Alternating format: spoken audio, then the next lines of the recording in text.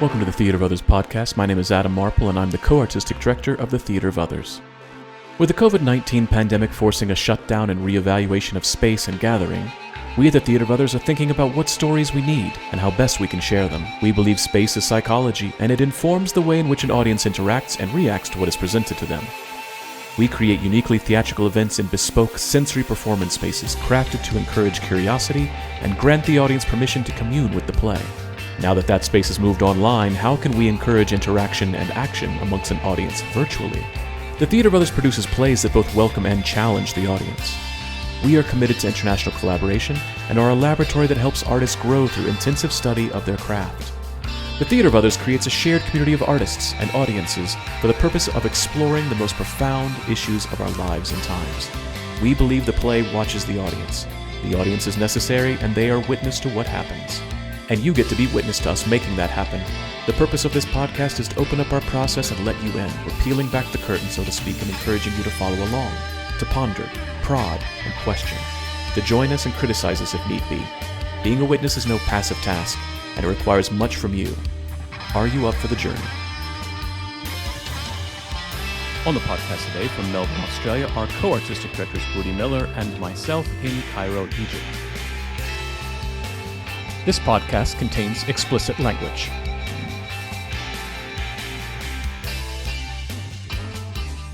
Hi, Adam.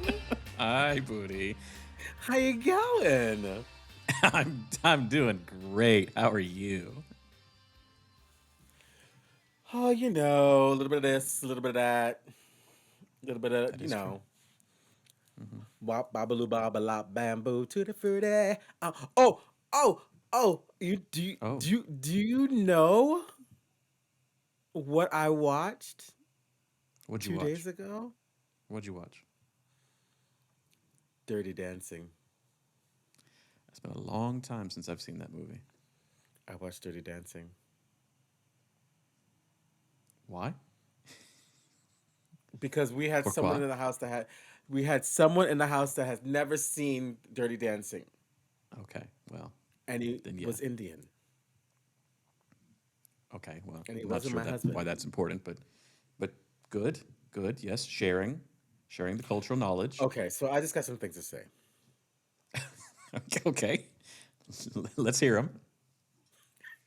First of all, the best thing is to watch a movie like that with someone who's never seen it, because they catch things that you don't notice because you've been colonized. Okay. I was, of course, how I do when I'm watching these kinds of things. I'm talking back to, speaking to the white privilege of that movie. And the first time we see a black person, he is that old man that's the band leader. Then the next time we see black people is when they're doing the dirty dancing. But do you know what the dirty dancing is? Literally. And it took someone who never seen it before to be like, why is everyone in the background just doing this humping? They're just humping like this. They're just doing this. And it's nonstop. They're just going, and, and it makes me think of that little girl who's like, daddy's like, and mommy's like, and in the background on Dirty Dancing, they're like, and it's like, and then you see Jennifer Grey. By the way, Jennifer Grey, she kills it. Mm-hmm. She's still so good in that movie. I She's had a so crush on good in that her. movie. I had such a crush I on can see her. why, because she kills it. Yeah. Um, so she's like, when she's watching them, like, she's like the innocent girl in the front going, but Adam, Hmm. why, why did we not notice that before? The humping in the background? Mm-hmm. I don't know. I was I First off, I haven't seen this movie in probably 20 years, maybe. I was focused on other things, maybe, probably the story. or the fact that I was being made to watch it by my Okay, sister. I don't know. so now you're going into the story. So this like like the script is really bad. There's a moment at the end where like the owner of um the the like resort, he has like an existential crisis monologue where he talks about like pasteurized milk and that this no one wants to go on holiday anymore. No one wants to do the mambo anymore. All they want to do is go on vacation and do 23 different countries in 3 days. The burning things. Yes. It is it is Hollywood magic. It's Hollywood magic. And I highly recommend you watch on Netflix. There's a series called The Movies That Made Us, and they dedicated an episode to Dirty Dancing. So it's the whole behind the scenes from where the script came from, which is fascinating. I won't tell anybody. You should really watch it because where this movie came from and what happened with this movie and the behind the scenes like drama that was between Patrick Swayze and Jennifer Grey, who did not like each other. It's fascinating. You have to watch. You have to watch it. The movies that made us, Dirty Dancing. well, let's talk about like I'm so cool. I can't get into my car because I locked my keys in the car, so I'm gonna break the window Yeah, of I've my done that often. car, I've done that often to and then show it's how gonna cool I am. rain in the car. Yeah, but it's okay But because you I'm know what? badass. One thing that's really important, you always must remember: nobody puts baby in the corner. You better not. You better not put baby in a corner. No one puts baby in the corner. Yeah, but there's another one that I really recommend, and that's Showgirls. That's just really good. Oh no! Why? Why would you do that? Look, I don't know where she Why? got it from. She's got it, but I don't know where she got it from, but she's got it. That's literally one of the worst movies ever made. Yeah, Been it voted is on one. many It's bad. times, and it got an X rating. Remember that? Remember the controversy around that movie Oh, coming to that's get an X right. rating? The first mainstream Oh my Hollywood God. movie to get an X rating. You know what? I just had a really bad flashback of like maybe a scene that could be X-ray. The sex scene in the pool. I mean, the whole movie just devoid it. The sex scene in the pool. Do you remember the sex scene in the pool? I try to avoid that movie as much as I can. I saw it once and I was Miss done. Nomi, Miss Nomi in the pool. I mean, it was when Kelly Kapowski from Saved by the Bell wanted to upgrade her career, and that's the thing that she chose, and then we've never seen her again. Well, now is she making money off of the soft sales? I'm sure she's got residuals, 15 cents here, a dollar there, you know. Oh God. Well, Vegas, baby. It's all about Vegas. It It's all is. about the stage, baby. You got to get on stage. Yeah, sure. Whatever it takes, apparently. Well, apparently it takes, knocking out the lead girl, and then, then Taking over. you take it over, girl. That's why Yeah. you got to be careful backstage, because backstage is where all The of the drama actually dangerous stuff happens. happens. That's where the drama Exactly. happens. Not on stage. The drama happens backstage. The drama happens backstage. You see what I did Come there? on. Come on with it. Come on. Come on. The drama happens backstage, Adam Marple. Yeah, yeah. Come on. It's like people think that like, you know, when you're backstage, you're not on stage, but you're still on stage. Mm, mm. The energy you Da, have da, da, da. backstage is the energy that you bring onto the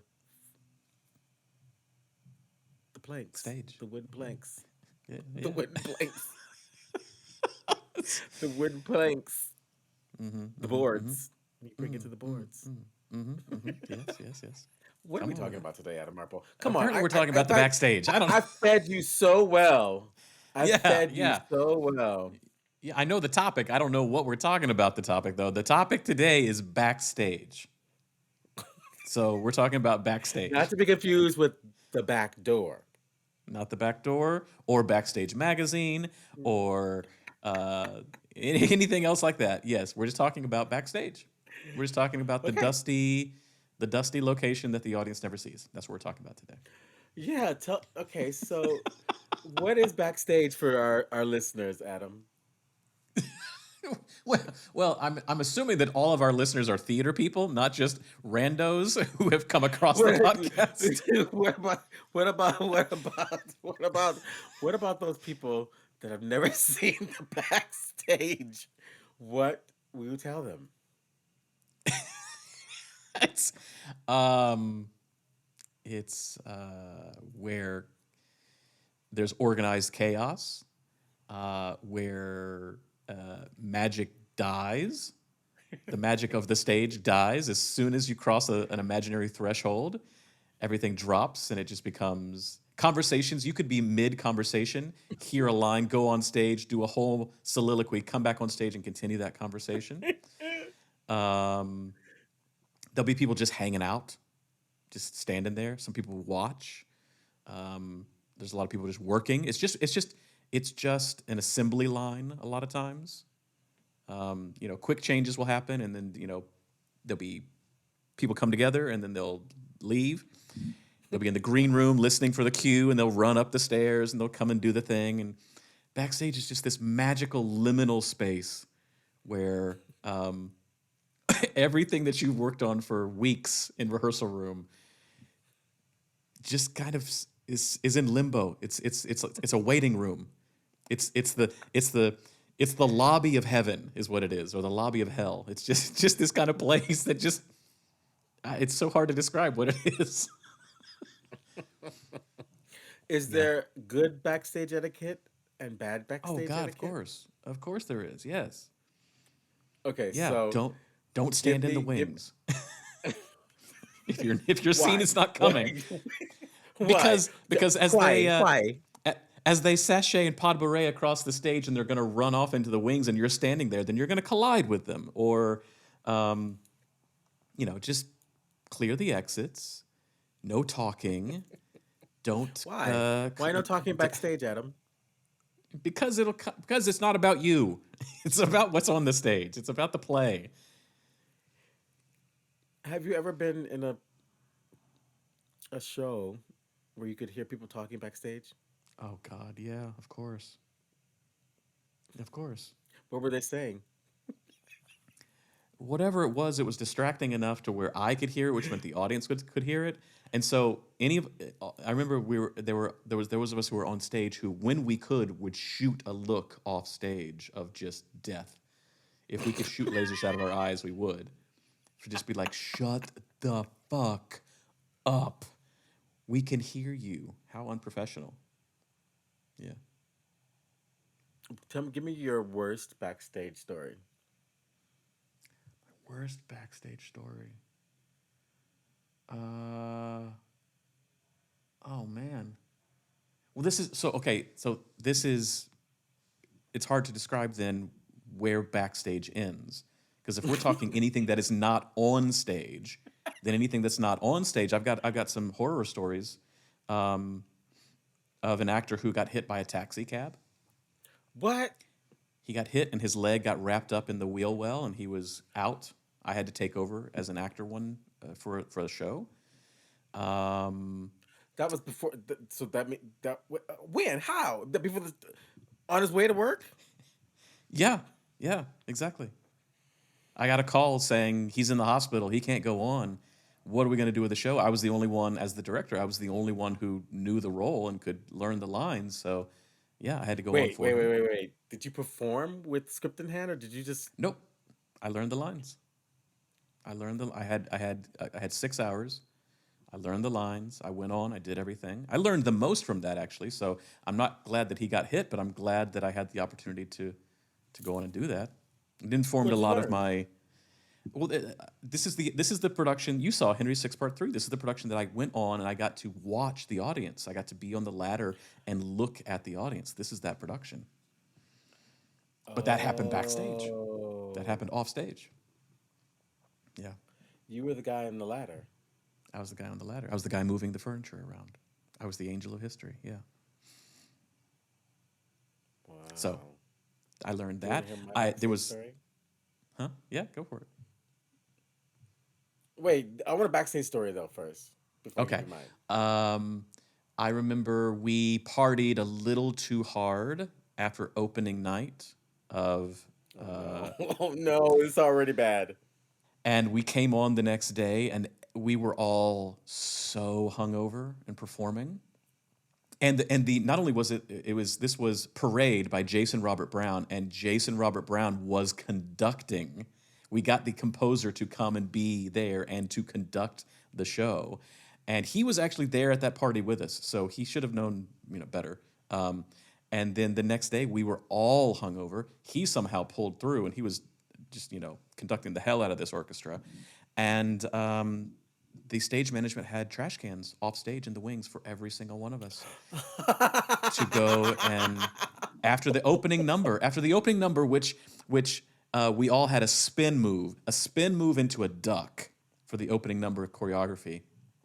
That's what did it all for us. So we ducked, and then we held ourselves, and then we all went off stage, and then the orchestra got very, very loud, and we all spewed into a trash can off stage. Every single one of us. There was maybe 20, 30 of us. What were you drinking? It was college Mad because Dog 2020? natty ice. It could be anything. It was not agreeing with, my 20-year-old stomach that was probably living off of Taco Bell. Oh my god. Okay, I have one. I have one. I think you know Okay. this one. Yeah. I was performing in a play in Los Angeles, Okay. and it we opened in New York, and then it toured to a festival in LA. Is this Okay. starting to sound familiar? And I only know of one show you talk about, so I don't know. and I think it's that one. I think it's that This is the one. one that performed during 9/11. No, no. Oh, This okay. So I is only know that story this then. in this one. In this one, this is the one that oh, that's another backstage one. Okay, I'll give you the good backstage one, and then I'll give you the bad backstage one. Okay. Okay, so the bad the good backstage one is the 9/11 one. Yes. And it was when I was performing in Queens. It we were performing um, a play that was about the immigrants of Queens, and it was on 9/11. And Hmm.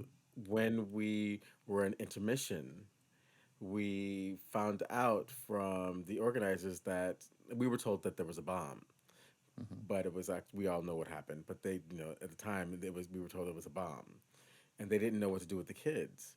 So they said we had to go on for the second show, and we're backstage trying to get ready, and we're freaking out. And the backstage was like, I mean, one body could barely fit backstage. Like we were like pressed up Yeah. against the wall, and there was a Yeah. curtain there, and um, and the woman I was performing with, Judith Sloan, she was like, "Oh my god, oh my god," and I was like, "I know this is horrible," because I had a friend that was actually working at the World Trade Center.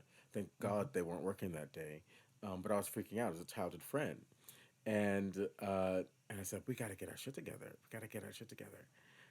And it was like I was like, I grabbed her and I said, "Lady, get a hold of yourself." You did not say that. You stole that from Airplane. Don't lie. Don't gaslight our audience like that.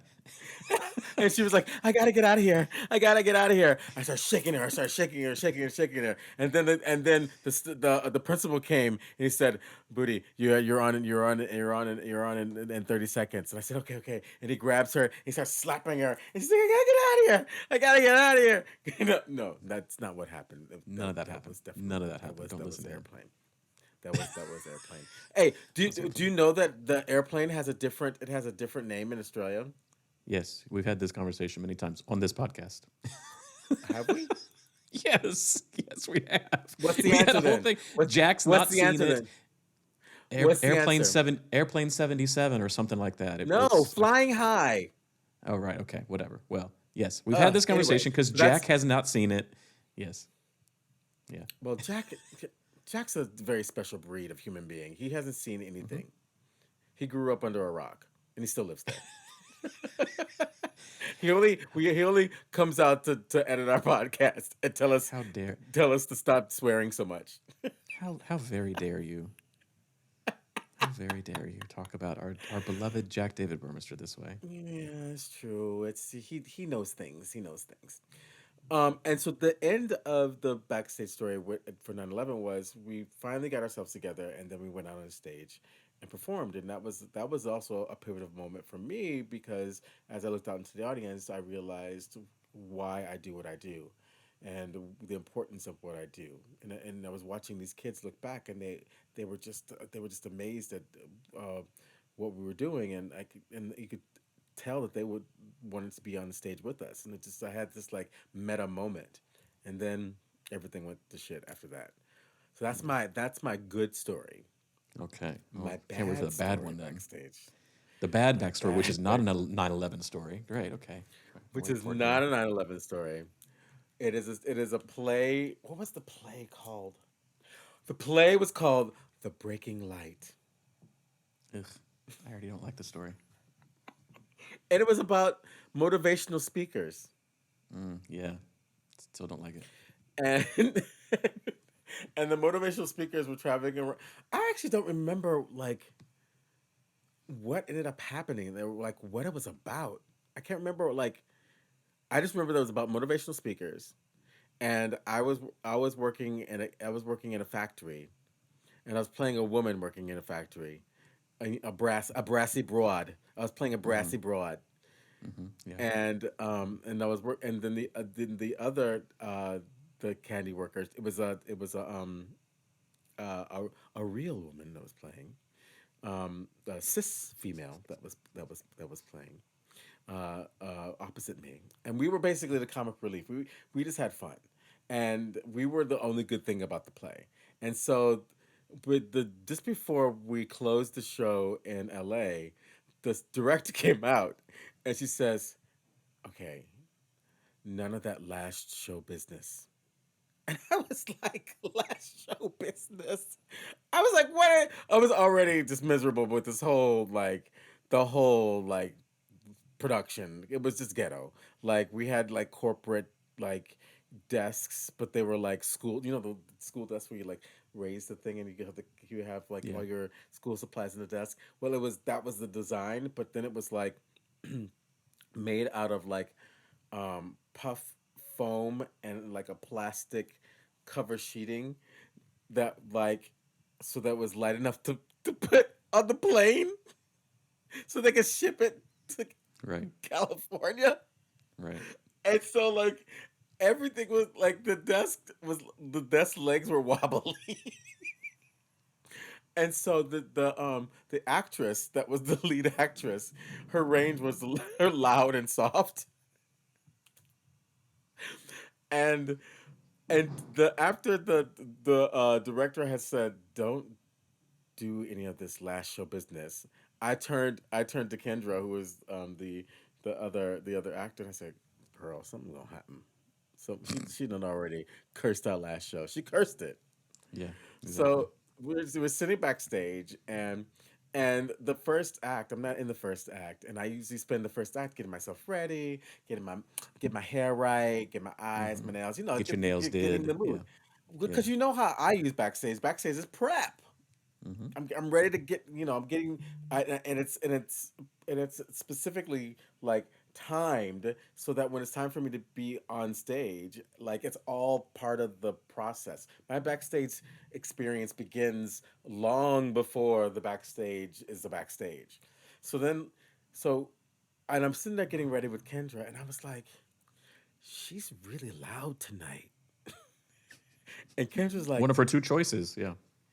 yeah, but she was extra loud.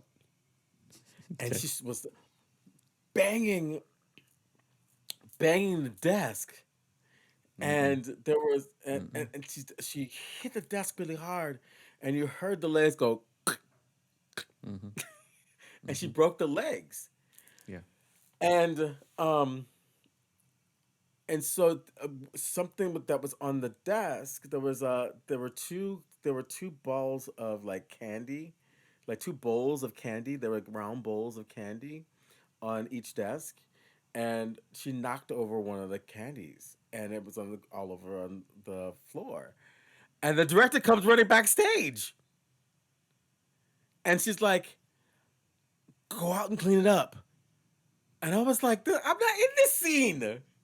She's like, "Just." She wanted me to do like she wanted me to do like a Carol Burnett, Right. like shuffle up the buffalo with the push broom. And I was Mm-hmm. like, and so I was like, oh my god, I can't believe it. Okay, I went out there, and I'm just, I come out, and the other actors are like, why are you on the Confused. Yeah. Exactly. stage? They're Why are you coming out? confused. Why are you on the stage? Don't And I mind me. was I'm just like, gonna clean up around you. Keep on, please. basically, and I'm like, and I'm cussing and talking and ad libbing. Mm-hmm. It's like, I don't get paid enough for this. You're Making doing stuff up, Negro right? spirituals up on the up stage. Oh Lord, I had to fight all my Mm. life. And I get on the stage, and I'm cleaning up, and I'm cleaning up, and, and I, I look over at the board, the second desk, and it's got the other bowl of candy on it. And the legs are like looking very um um different abled. Mm-hmm. Yes, exactly. That's the best way to describe it. Yeah. It's looking like a South Park character.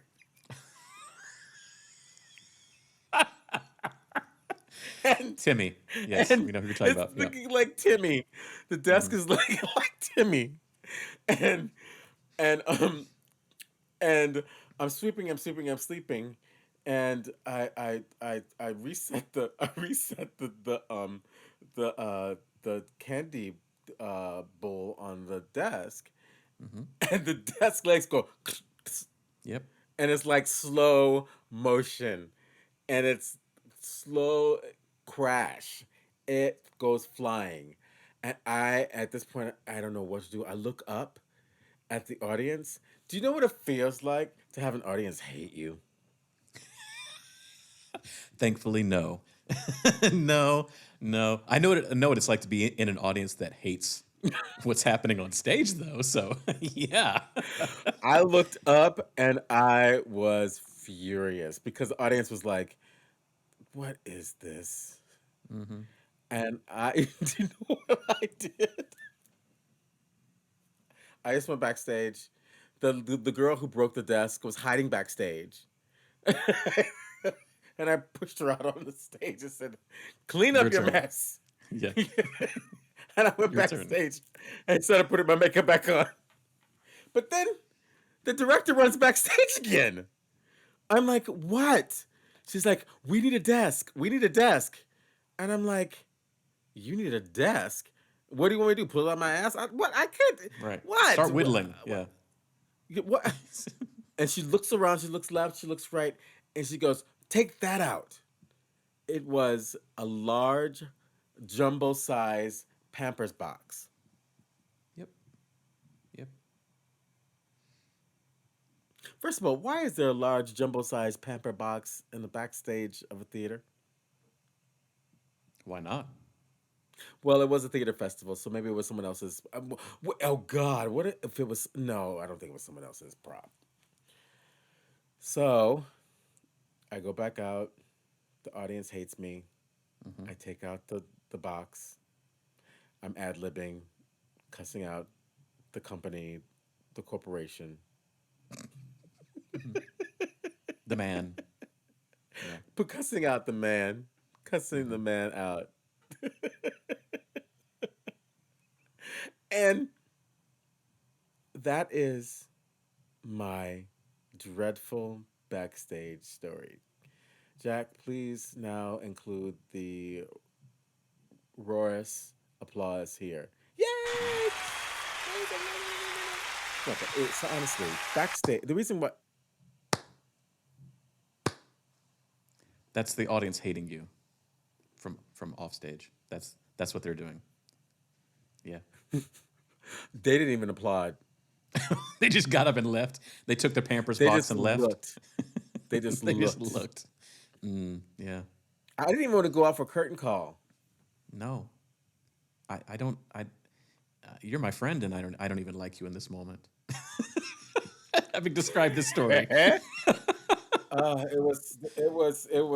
was, and then I had a mentor say to me, um, in the New York run. This is before I even made it to California. He's like, "Don't you ever do another play like this again." I was like, Mm-mm.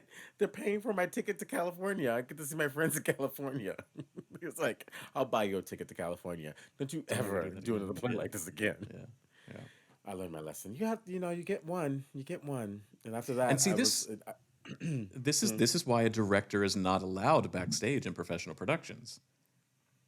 They can't talk to equity rules. The director cannot talk to the actors. If there's a note that's supposed to be given, you give it to the stage manager. The stage manager decides if it's a note that should be given. The director is useless and should be useless in that. And that's that. I don't. That's why I don't have any backstage stories of my own because I don't go backstage. That's not my well, territory Adam, anymore. it was an amateur production. Clearly. Oh, really? I had no idea. I was waiting I to was hear very what young. Lort. I was waiting to hear what Lort B. Was it a Lort C theater? This is amazing.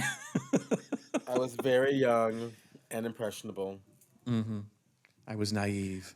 I had no I was idea. naive. I had no idea. Hmm. Yeah. Yeah. And that Indeed. day, you just took what you got. You just took what you could. Exactly. Exactly. But it was crazy because they paid me well. That was the thing. They paid me well. They flew me to another state. Like that. Yeah, it was. By the time that I had realized that it was too late, it was way too late. But you know what, y'all? It's never too late. Protect your reputation with your Exactly. life. It's never too late to save your dignity.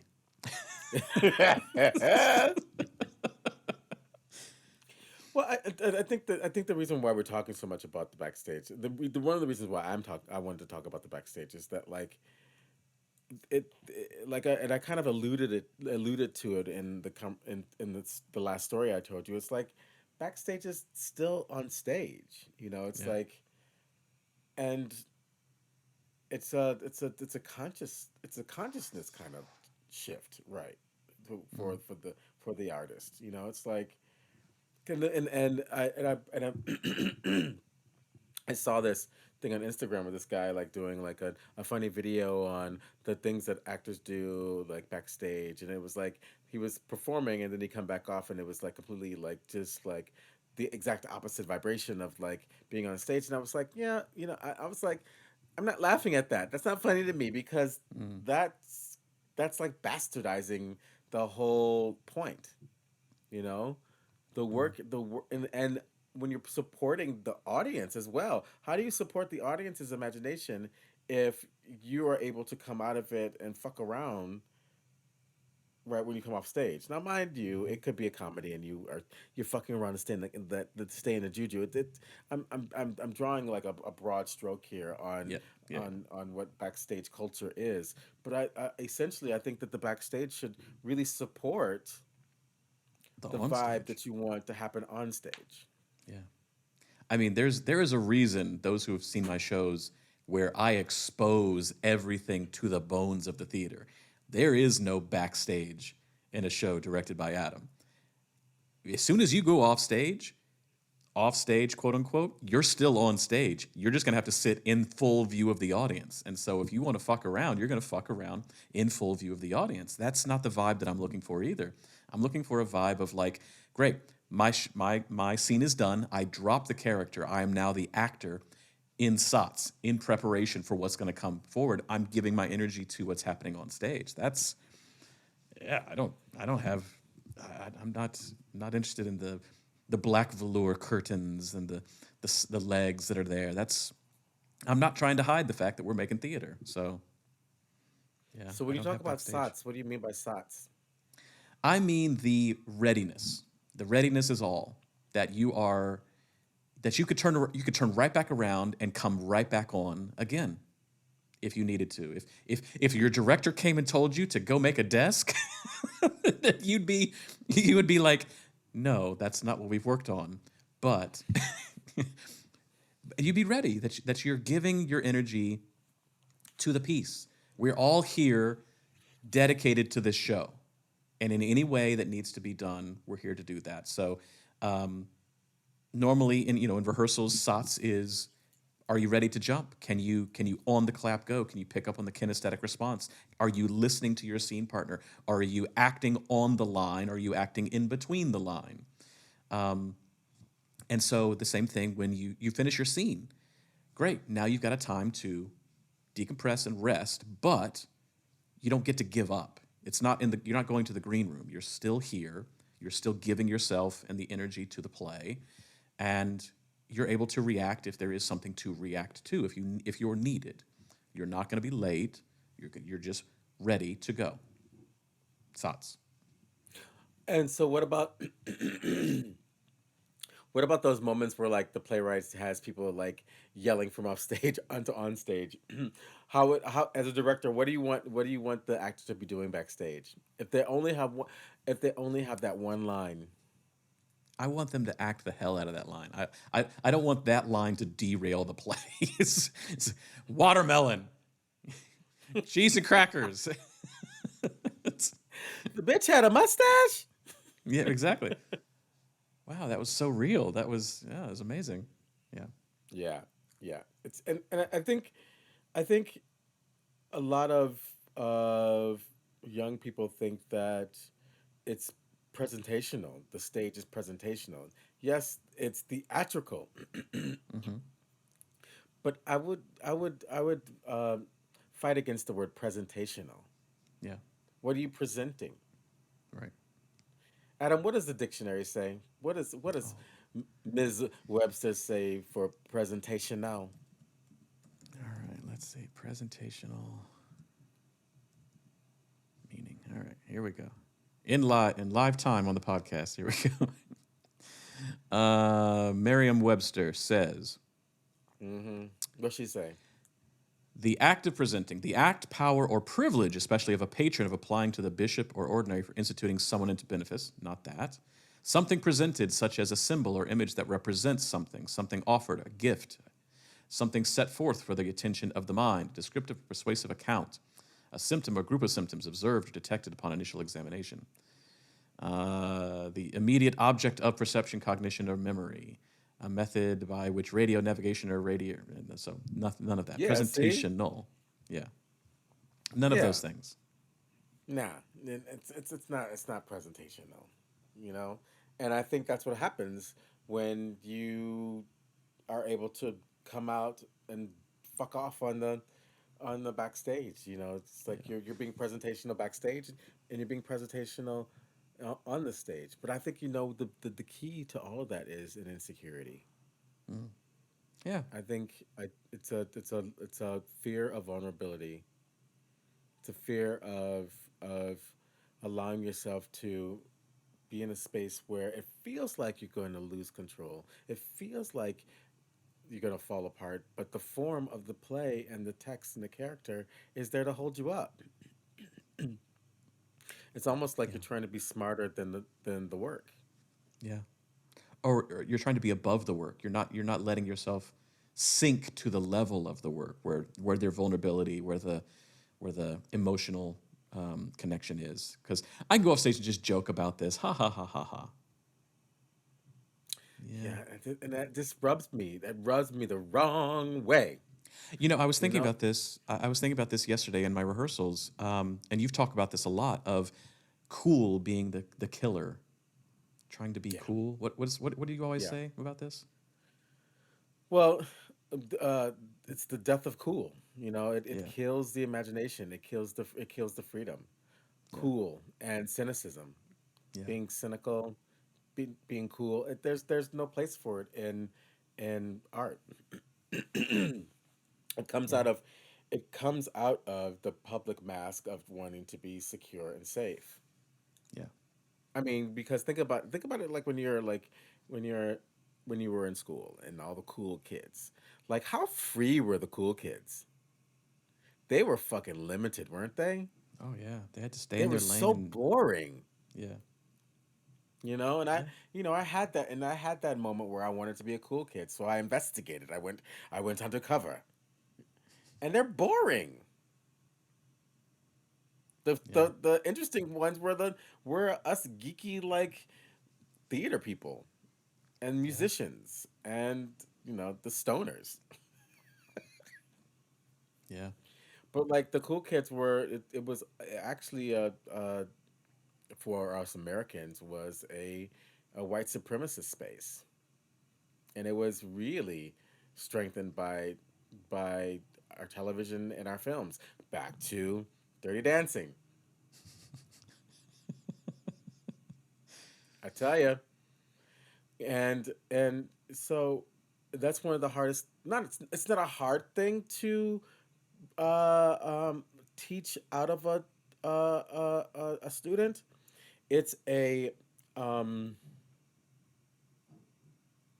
if you aren't practicing the uncool in your own practice, it's almost impossible to get the cool student to fumble enough to mm, realize that cool doesn't serve them. yeah, yeah,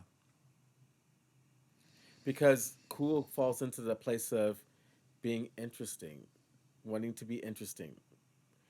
Cool falls into the place, like you say, Adam, it's presentational. I present to you, ladies and gentlemen, and non binary conforming individuals, cool. cool, Cool, right? cool. Cool. Yeah, And it's there's no breath in it. There's no mm, breath in it. It's a cultural hold. And and, yeah, and that, as Sarah Victoria often says in the PIM work, it's about deculturalizing, finding what the cultural habits and patterns are, and unculturalizing yourself from those patterns.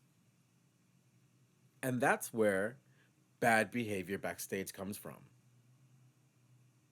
yeah, The insecurity and the culturalized sense of wanting to be cool, wanting to be interesting.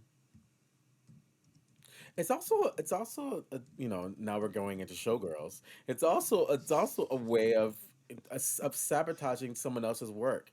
If someone's jealous that someone else has got a bigger role or a role that they wanted, like they sabotage backstage. Unfocusing the others around them. But that also can transfer into not just only backstage. That also transfers into when you're working on a film and you're doing mm, coverage. I was doing coverage on a shot. It was my close up, and the actor I was working with was making faces at me, and it was a very serious scene. She was like, mm, and you know me, I just use that yeah, as the filter to make me more upset, yeah, as opposed to being distracted. And then at the end of um, uh, that scene, she's like, "I almost got you," And I was like, It's and I was just so I was so disgusted. I just didn't even yeah. say anything. You wanted me to break. You wanted to waste time and every not just Yeah. your time, everybody on set's time to have to reset and do another take just because I broke because you're trying to break. That's woo. That's a dangerous. That's a Yeah. dangerous attitude to have. But also, I was Ah. young. That was when I was young, and it was a student film thing. It was, so it's like you get into these situations, youngins out there. It's like you have choice. You have choice. But I just get into this point of like when you protect your reputation with your life, you never let them see you sweat. You never let them see you break. You gotta, it's like you don't want that because all you have is your performance. And if it gets on tape, if it gets on record, it's like fuck. Mm. That's it forever. you know, That's it it's there forever. forever. And it was actually that's it was the first film of Jeffrey S. Fletcher. yes, Adam Jeffrey Fletcher. Yes, Jeffrey Fletcher. He won the Academy Award for Precious. It was his first film. What was it called? Oh, I can't remember. I was so young. I was so young when he did. I was a baby. I was still in school. I was so proud to like have the lead in this film. But I'm sure you can't find it anywhere. I'm sure it's in the coffers of his um libraries.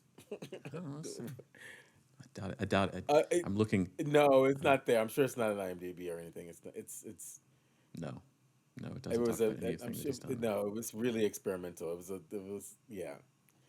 But you might be able to see it one day if you know Jeffrey Fletcher. You can ask him to see it. Sure. Pandora. It was called Pandora, Okay. and there was a I was a homeless guy. I'm totally remembering it now. I was a homeless guy, and and there was this girl who worked for this mafioso. It was this whole thing. It was this whole thing. Wow. Clearly, he got better. Clearly. Yeah. I think we should go to provocations, Adam. I think we should go to Okay. provocations. Okay. I think they've got an idea about what we're talking about when Yeah. we're Yeah. Yeah. talking about the Yeah. backstage and Yeah. off camera and not in the spotlight. So Yeah. let's go to provocations, ladies and gentlemen, and non-binary conforming individuals. You're listening to the stereo sounds of J.D.B.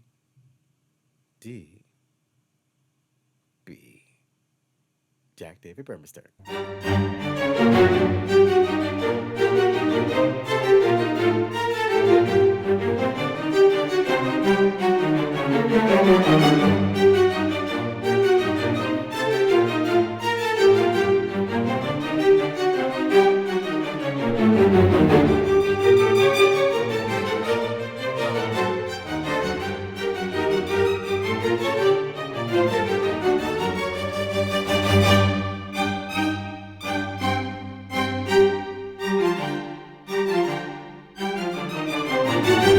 Whoa, Jack. Okay. Wasn't expecting that Set at the all. tone, why don't you? I know, Okay. set the All right. tone. You better set that tone. See, Jack David Burmeister, he is never backstage. He is always on stage Hmm. with his Hmm. saxophone. Ooh, y'all need to see Jack play his saxophone. That boy, he can blow. Isn't that what they say? Yes, but What? nothing. Not What? just stay in Yes, that but what? He lane. can't blow. Jack Just Davis stay in that Burmeister lane. can't. Just Oh, stay in that Stan lane, Lane. You and said yeah. I'm not hip enough to talk about a saxophonist. Oh Saxophonist. no, do we saxophonist? Oh no, did Jackson is a message? Yes, he did. Oh no, what did he say? Um, yes, he does not come on stage except when he comes out of his rock to edit podcasts. Yes. See, he's here. Jack is always listening and watching. Exactly. Adam Marple, do you have a do you have a provocation? I'm not sure if it's a provocation, but I have a quote that I want to share that I was thinking about when we were talking about this, and I've Oh, been perfect. misquoting it this entire time, but I've been getting the essentials right. This is by Goethe, and I love this quote, and I always think about this when I'm setting up a room, when I'm setting up a theater space and I'm working with people. The quote is, "I wish the stage were as narrow as the white wire of a tightrope dancer, so that no incompetent would dare step upon it." I, Ooh. I wish the stage were as narrow as the wire of a tightrope dancer, so that no incompetent would dare step upon it. And Ooh. I would love to hear from the audience their backstage practice, how they remain in that holy space, how they remain in that sats space, how they remain with everything that's going on, because you're going to be working with people who are not as professional as you, who are wanting to joke and doing everything else. How do you maintain your composure and your readiness throughout it all? That's how do I you love remain that. that tightrope dancer? Yeah. I'm going to add on to that. You're saying, how do you remain? And I'm going to say, why are you doing it? Hmm. Is it to is it to keep you in the zone for the work you have to do on stage? Is it to keep you from being distracted from all the things that are happening backstage? Is it to calm your nerves? Is it to calm your nerves? Why? Why are you Why? doing these things?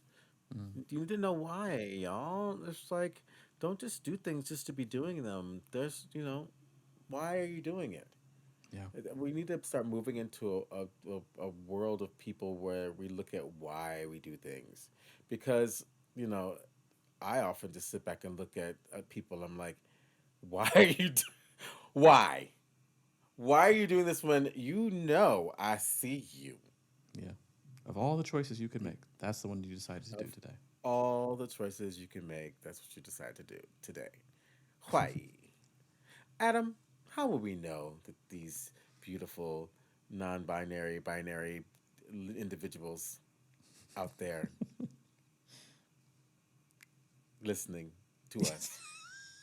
Finish the sentence. they're, they're gonna go to speakpipe.com I just backslash had, I theater just of had, I others. just had, I had like, did I just have a stroke in the middle of that You question? did. You did. And I was waiting.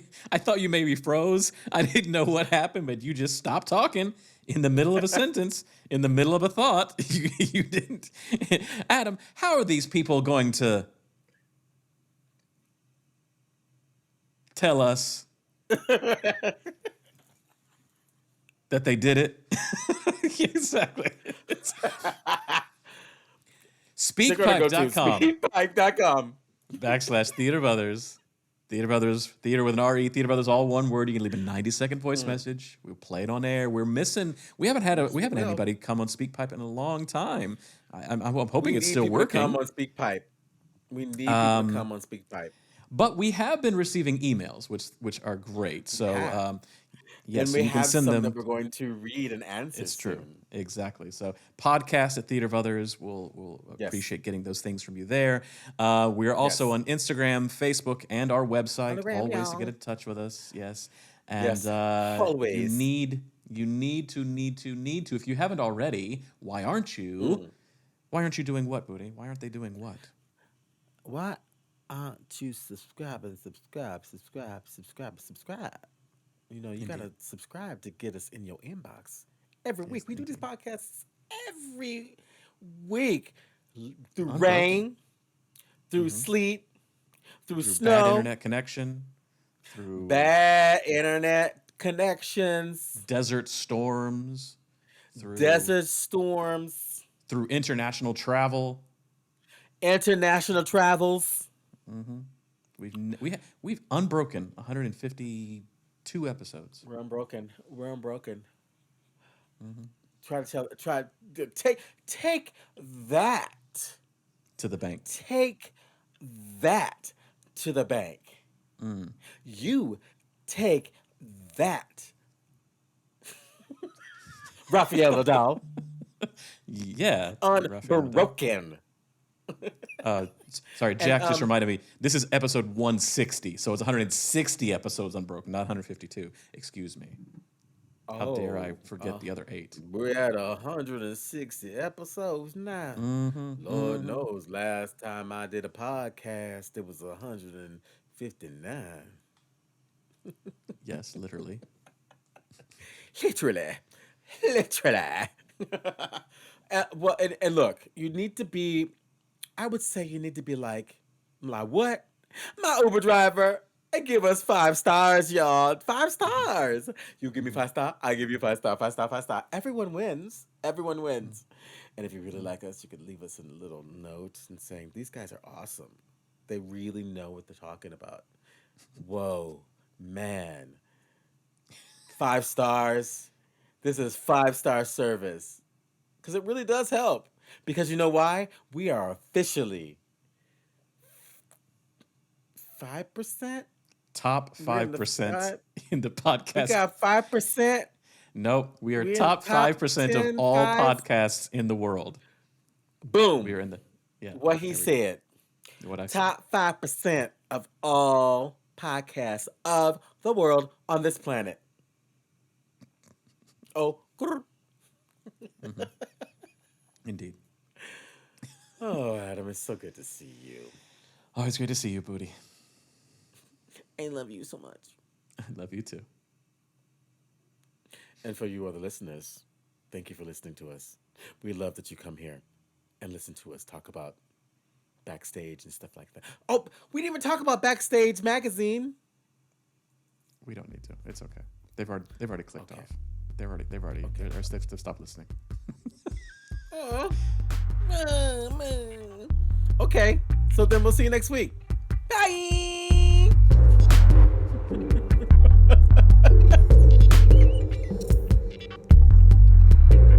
Thanks for joining us this week on the Theater Brothers podcast. Make sure to visit our website, theaterbrothers.org, where you can subscribe to the show in iTunes, Stitcher, or via RSS, so you'll never miss a show. While you're at it, if you found value in this show, we'd appreciate a rating on iTunes. Or if you'd simply tell a friend about the show, that would help us out too. A special thank you to Purple Planet for the music you've heard. The Theater Brothers creates a shared community of artists and audiences for the purposes of exploring the most profound issues of our lives and times. We believe the play watches the audience. The audience is necessary, and they are witness to what happens. And you get to be witness to us making that happen. The purpose of this podcast is to open up our process and let you in. We're peeling back the curtain, so to speak, and encouraging you to follow along, to ponder, prod, and question, to join us and criticize us if need be. Being a witness is no passive task and requires much from you. Are you up for the journey? Be sure to tune in next week for our next journey.